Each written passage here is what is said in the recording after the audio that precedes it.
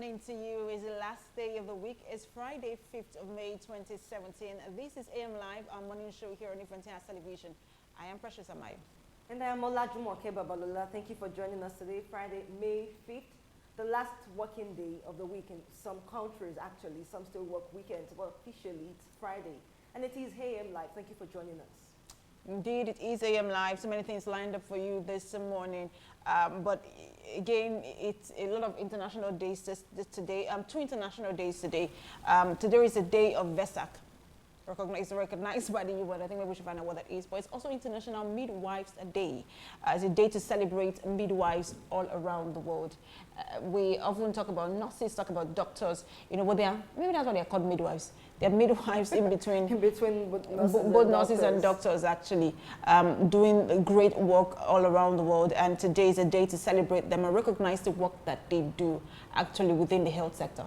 Very important. Oftentimes we tend to forget this set of people where we seem to want to pay more attention on nurses, pharmacists, doctors, and the rest of persons within the health sector. But we tend to just want to forget the people who stand seemingly as a link between pregnancy and new birth and delivery. And that's why very important. Very important. And that's why every May 5th across the world, it's important that we looked at the role this set of people have played, not just within the profession, but even outside of it. They've stood in the gap between the people very prominent within the health sector. We're paying attention on them today, realizing the stake they've placed in making for safe delivery across the world.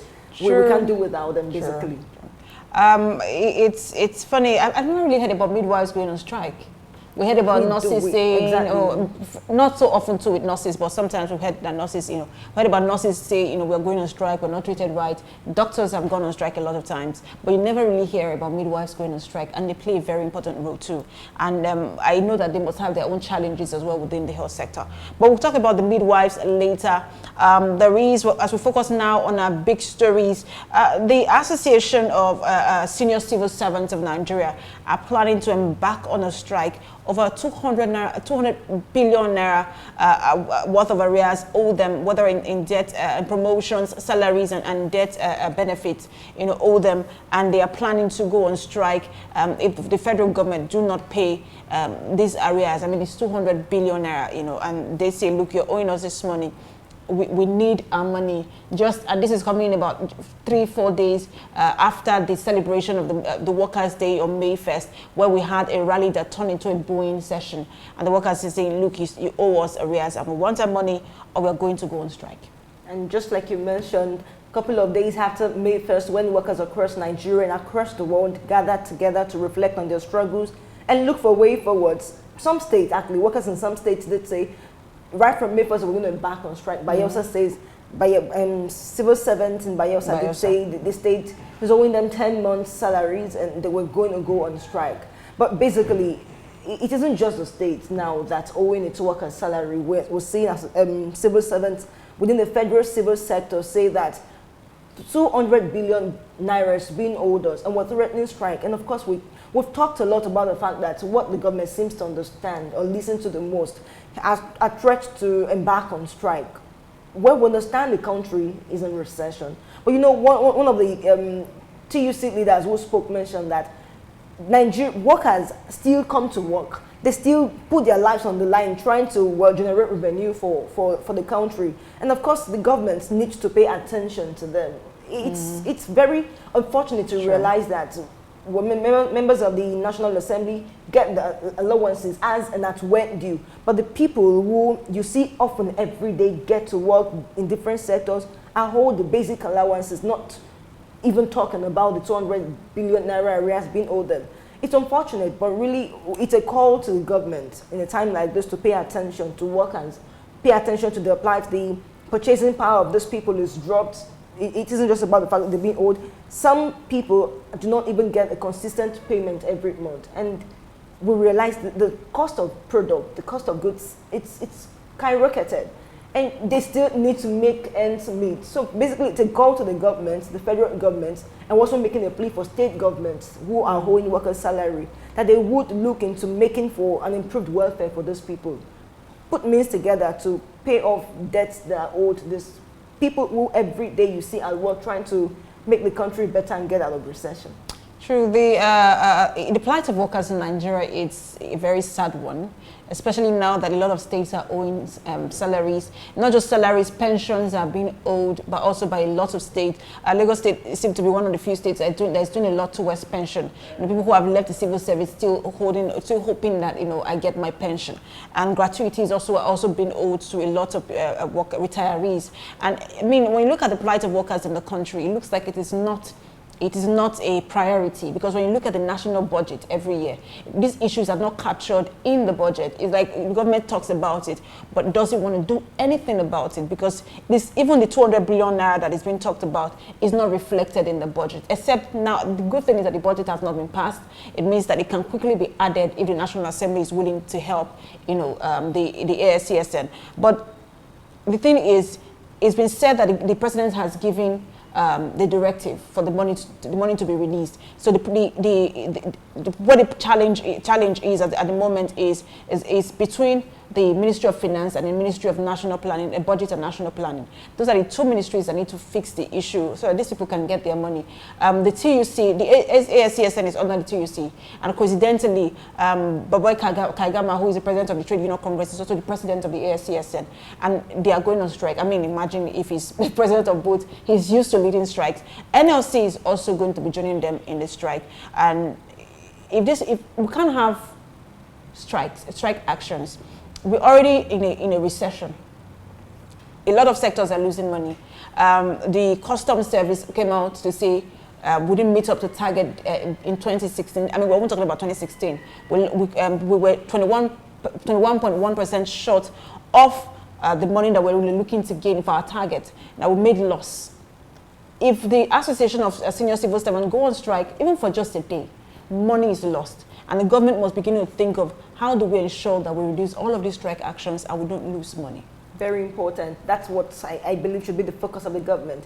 If we're looking at getting out of recession before the end of the year, because initially it was supposed to be the first quarter, we should look at how to retain these people in work and not go on strike for a single day, because of course we record a lot of money in a single day if workers don't go on strike. But again, we should also speak about the fact that workers across Nigeria are asking for a review of the minimum wage. It's 18,000 naira presently. We should also look at, while the government pays debts that are owed, salaries, arrears that are being owed, there should also be a look into the minimum wage.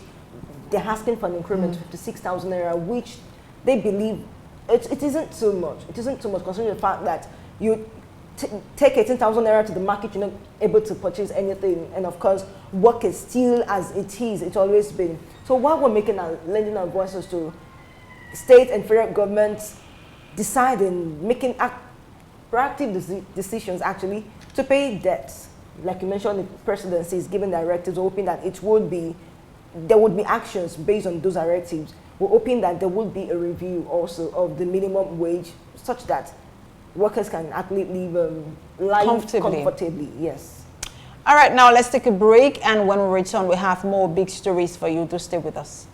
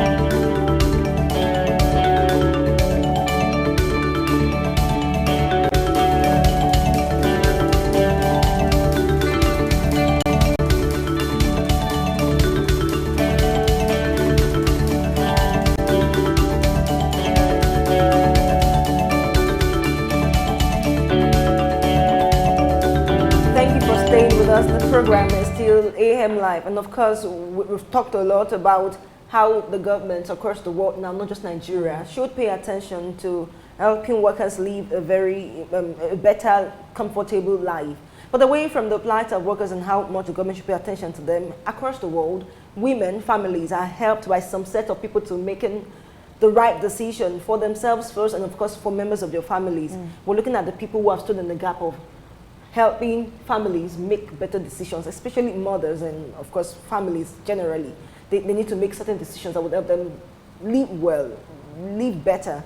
And that's why today, like we said earlier, midwives have been celebrated across the world. Nigeria is not excluded in this celebration. It's International Midwives Day, yes. 2017. Yes, it's International Midwives Day. You can also call it the International Day of the Midwives. It's celebrated every year, 5th of May. While we talked about the plight of workers, this is another set of workers rather, that people really do not pay attention to. Really, when we talk about workers that are not really paid attention, I think midwives really are the ones who, they are unsung heroes. They really don't come out to say, oh, we have done so much, we would like, to be noticed. They just do their work quietly, standing between life and death every time, standing in the place of birth. They don't just stand in the place of birth. They also render support, during pregnancy, ensuring that women, live healthy lives in a pregnancy, ensuring that the unborn babies are healthy.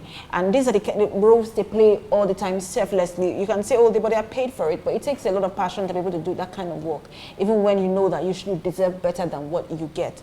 And every year we come together every year to celebrate them, but not just to celebrate them. According to the World Health Organization, on May 5th every year, the midwives are asked to see themselves beyond just the role that they play. They ask the world to focus on the role of midwives and midwifery. Each year, the ICM, which is the International Midwives, like an organization for the international midwives, comes up with a campaign team to provide motivating call to action for all of us to get involved at champion the work of midwives. The individual midwife to think about the International Day of the Midwife, rather, is an occasion for every midwife to think about the many others in the profession, to make new contacts within and outside midwifery, and to widen the knowledge of what midwives do for the world. And really, because they do a lot for the world. They do. And that's why, although the theme for this year's celebration is midwives, mothers and families, partners for life, the overall hacking theme that the International Midwives Day is built upon is that the world needs more midwives now more than ever, to emphasize the need for more midwives. Oftentimes you never really ask, you never really find a young chap say, I want to go to the school of midwifery. There are very few of them. And sometimes there are people who probably doesn't get admitted to study medicine, pharmacy, or the likes of them get to study midwifery as it were. Most of them don't. Most people who don't get, admission into medicine would rather say, oh, let me just do microbiology, or let me just do biochemistry. But it doesn't really come. You see the role of midwives as that's not something I want to do. But it's actually also a very important role in the health sector. It is. So that's why we're saying, while we celebrate midwives and the roles they play, we use this day to reorientate the younger ones to seeing what role they can play in taking up courses, studying midwifery, and then realizing that it isn't just on some behind profession, but it's a very key one that isn't just limited to the back, or something that people do just because they don't have something.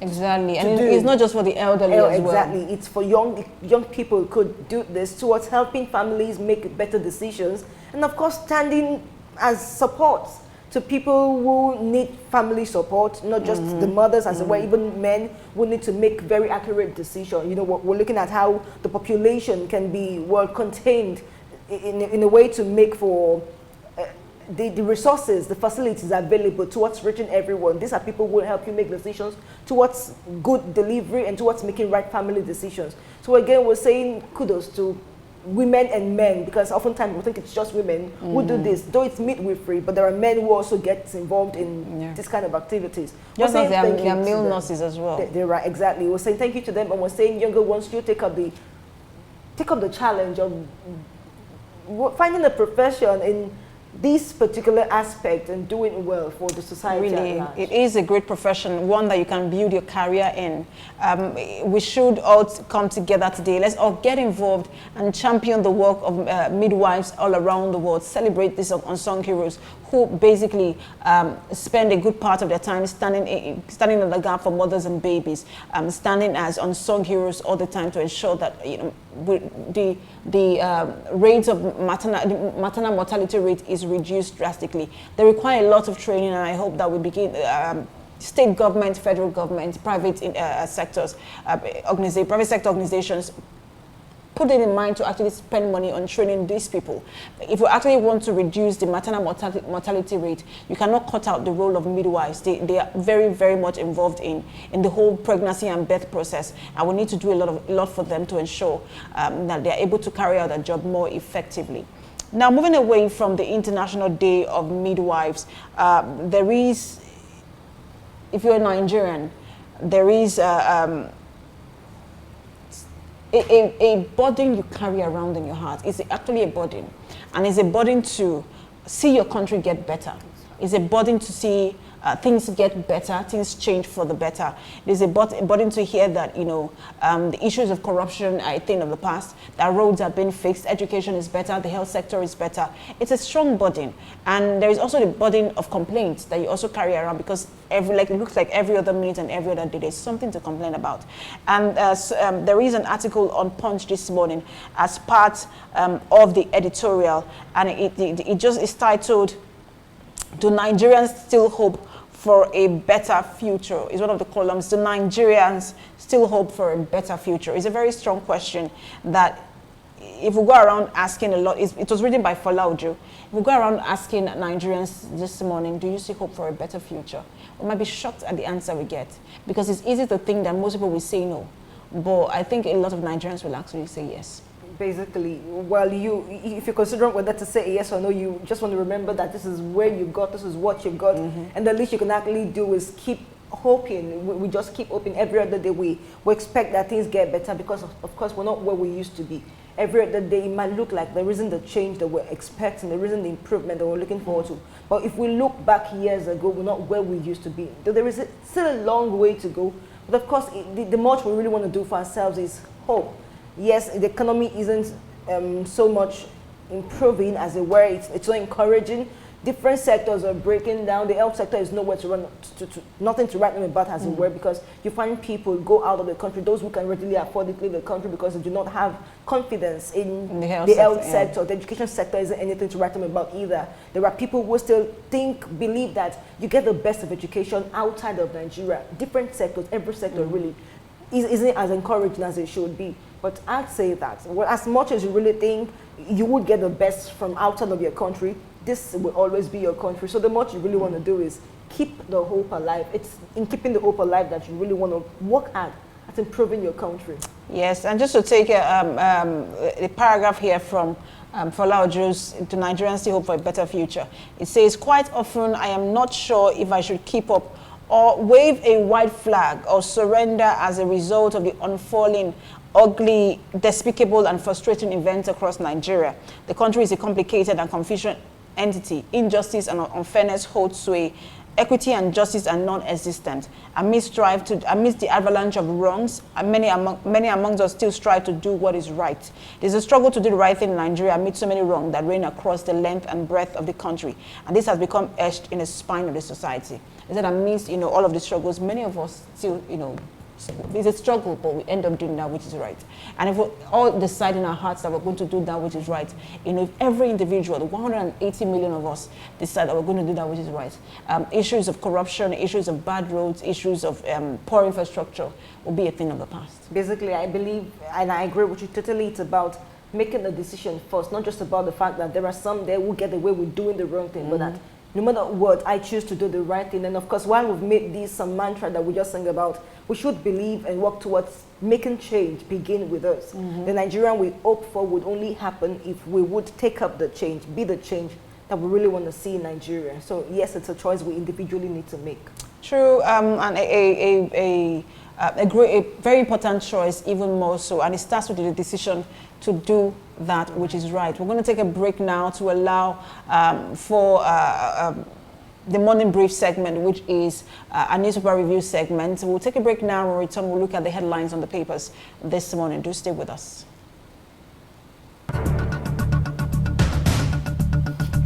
I didn't get it.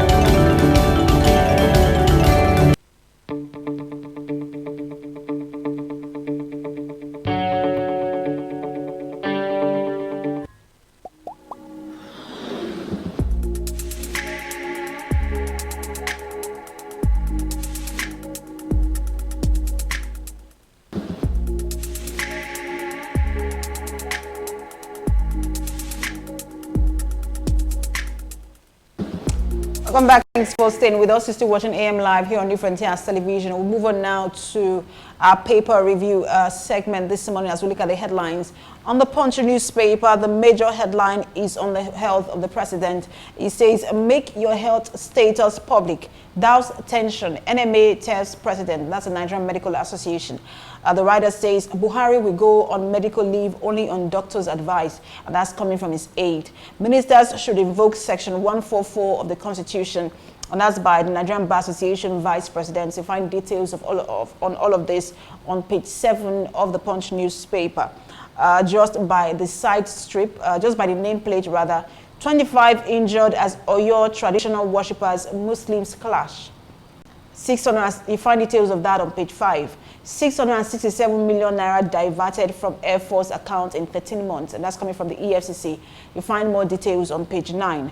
200 billion naira unpaid salaries. Federal civil servants threaten indefinite strike. Find more details on page 7 of the Punch newspaper. Borno councillor official jailed 2 years for selling IDP's rice. You find more details on page 13.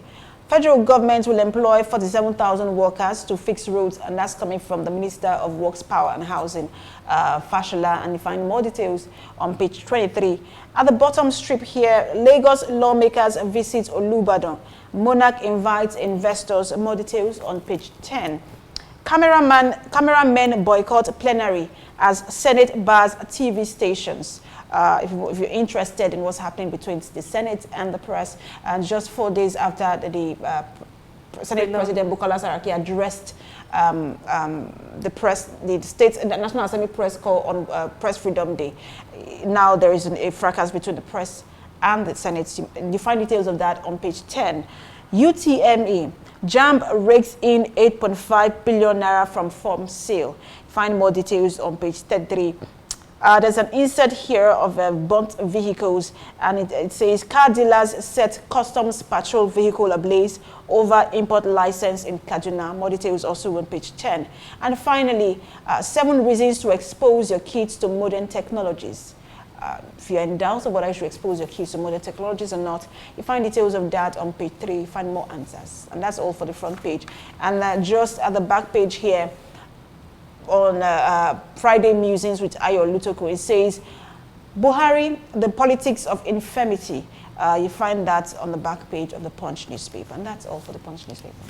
And just before we look at headlines on the Guardian newspaper, you mentioned something about why parents without exposing their children to technology should check up that. I really am interested in that because it's one controversial issue. Should we or should we not expose our children to technology? Yes. And on the front page of the Guardian newspaper this morning, despite 1.4 trillion naira CBN lifeline, prices of goods to remain high. Impact of interventions to be felt in second half. Details continue on page 6.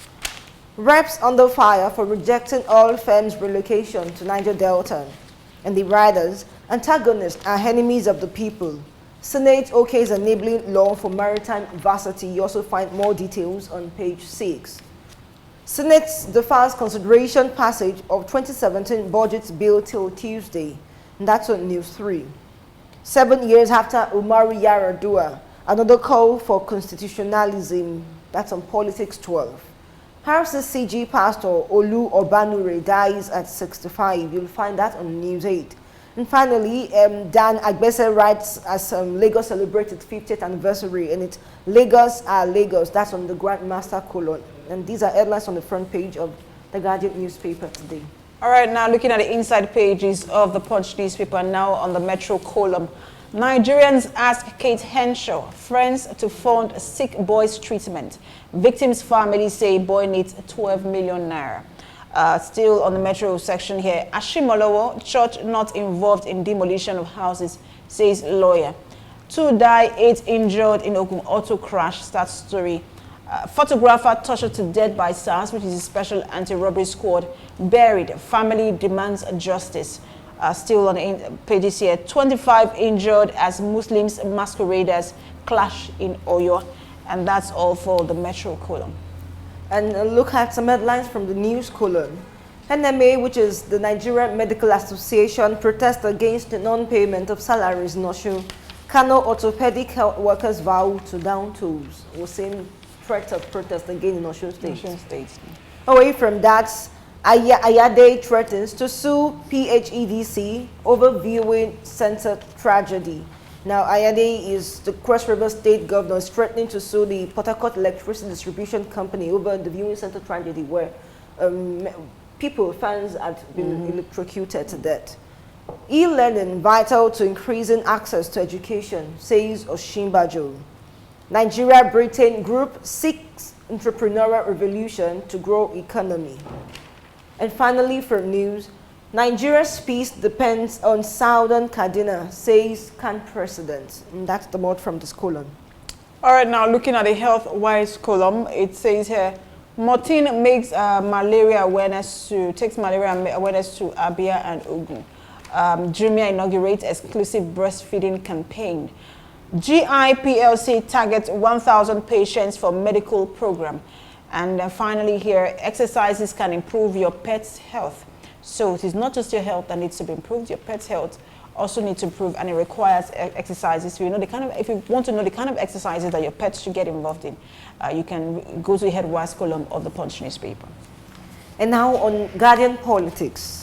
7 years after Umaru Yar'Adua, another call for constitutionalism that appeared on the front page, but there's more details on the politics column. Answering the resignation question, Nigeria is a complicated country, isn't it? Now this is an open-ended question asked by Saratu Abiola. You find details on the politics column as well. And moving on to the editorial, the presidency, National Assembly and Public Health. On opinion, do we have a nation by Anthony Cardinal Okoje? Says similar to the one we talked about. Punch. He's saying his teaching time saves 9. Okoje is Archbishop Emeritus of Lagos. Tambo Mbeki's Xenophobia Denialism by Adekeye Adebajo. And still an opinion, Adewale Tribute to Industry and Diligence. This is by Sunday Sanu. And finally, from opinion, The Making of a New Nigeria. It's a sequel. There's been a first part to it. And this is something by Peter Obi. Well, we see him doing so, a former governor of Anambra State, to say the making of a new Nigeria. So much conversation around Nigeria today. There's a question by Folaojo as to whether Nigerians still have hope in Nigeria. And there is a follow-up question is, do we still have a nation? And then, Peter Obi saying we can make exactly in Nigeria. So that's something that you should read successively just to get a hang of all of the issues. It's also, I picked up on the fact that it's 7 years since, the demise of our former president, Umar Musa Yar'Adua. And there's a call for a new constitution. Exactly. And it just, time flies actually. It's been 7 years. And again, the family has been quiet, but we thank God for the strength to move on. When the patriarch of a family dies, it's really very difficult. And moving away now to the editorial column of the Punch newspaper. Secretive deals on Paris Club refund disturbing. That's for the editorial. For letters, rental stability, forex volatility, and Nigerian investors.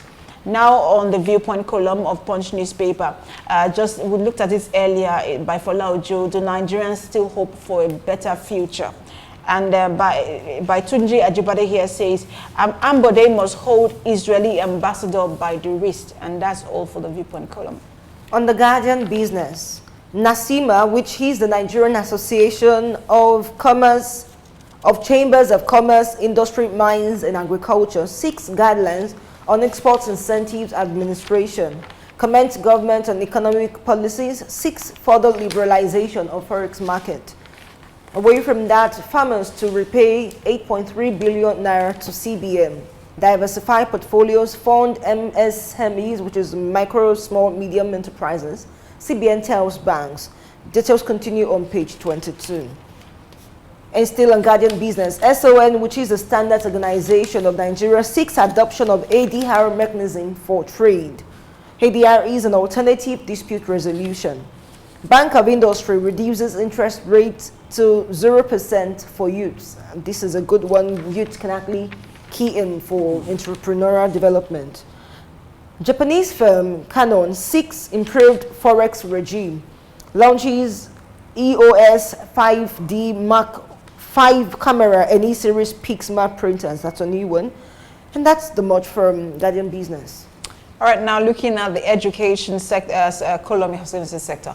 Look at the education sector. In the education column of the Punch newspaper, we saw this on the front page. It says UTME JAMB rakes in 8.5 billion naira from form sale.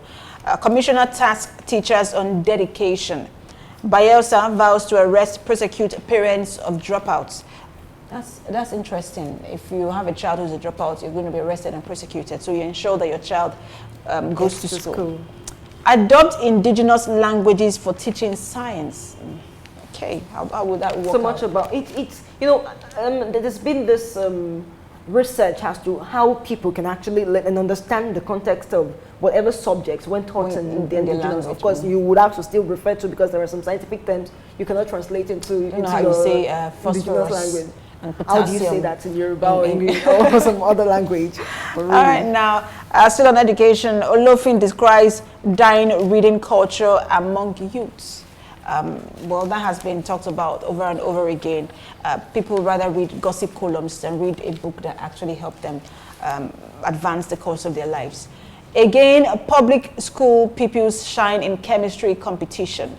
Lagos State government feeds pupils with folklore quiz. WAEC introduces e-portal for private candidates. NIBF, which is Nigerian International Book Fair, to address challenges in book industry.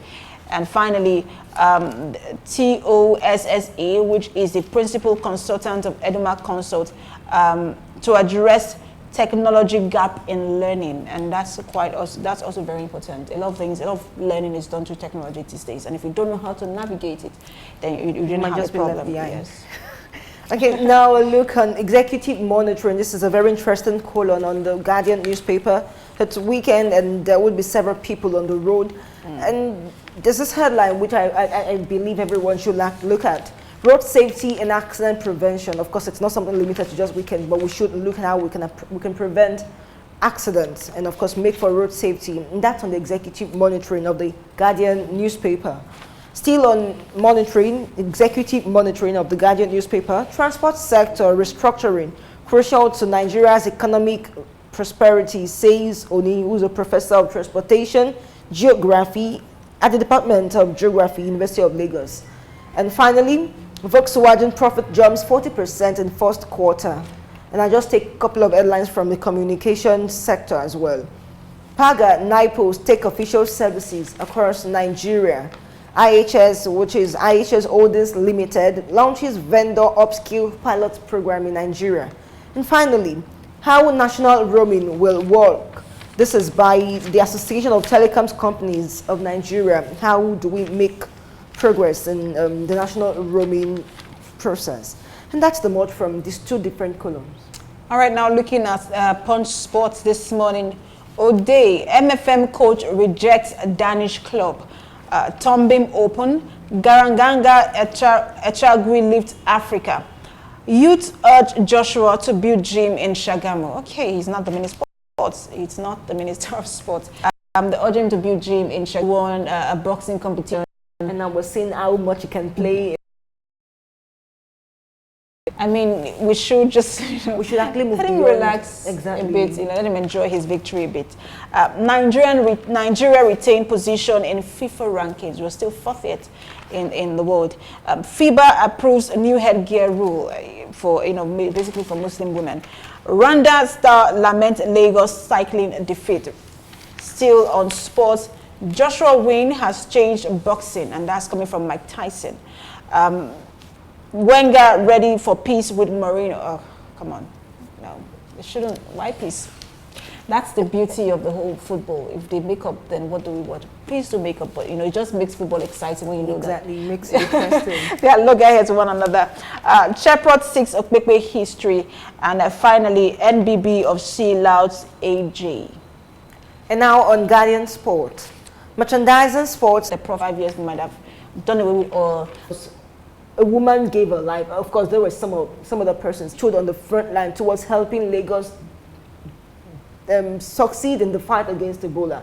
And that's why, if nobody's going to do this for this woman, she shouldn't be a name we do not sing, a person whose success, whose hero, whose patriotism we do not sing while we celebrate the success of Lagos in over 50 years. And of course,